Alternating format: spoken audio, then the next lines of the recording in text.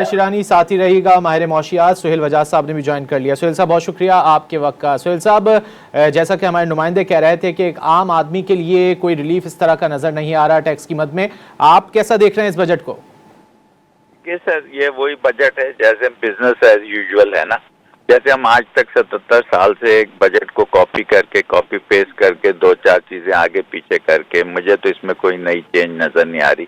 हर दफा यही कहा जाता है टैक्स नेट बढ़ाया जाएगा, फलाना किया जाएगा, कोई ऐसा नहीं मुझे। और ये देखिए सबसे जरूरी चीज ये होती है कि आप इम्प्लीमेंट कैसे करेंगे, इम्प्लीमेंटेशन और किससे लेना है और किसको देना है, ये एक बहुत जरूरी होता है बजट में। विजनरी चीज जो है, ये तो नंबर क्रंचिंग है कि 10% कम कर दिया, 1% गिरा दिया, इधर से कम किया उधर से बढ़ा दिया, बराबर कर दिया। और ये देखिए ये चीजें जब तक आप स्ट्रक्चरल रिफॉर्म नहीं लाते, कोई जिक्र ही नहीं है कि एफबीआर का स्ट्रक्चरल रिफॉर्म कैसे होगा, ये भी कोई जिक्र नहीं है कि आप किस तरीके से इसको इम्प्लीमेंट करेंगे, किस तरीके से लोगों को सेटिस्फाई करेंगे, कमी कितनी आएगी, बिजली की प्राइस कितनी होगी, पानी की प्राइस क्या होगी, गैस की प्राइस क्या होगी, और आपने अपनी प्रोडक्शन एक्सपोर्ट को कैसे बढ़ाना है, आपने अपने स्किल कैसे डेवलप करनी है।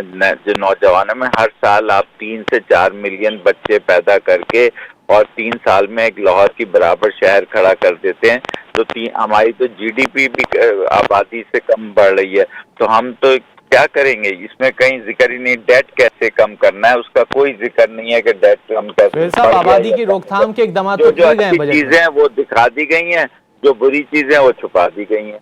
सुहेल साहब, आबादी की रोकथाम के लिए तो इकदाम किए गए हैं बजट में। किस चीज के लिए? आबादी की रोकथाम के लिए तो इकदाम किए गए, माने अमल अद्वियात की कीमतों कम कर दी गई है, टैक्स खत्म कर दिया गया। सर वो आबादी के लिए जो किए गए उसकी इम्प्लीमेंटेशन भी तो होनी चाहिए ना।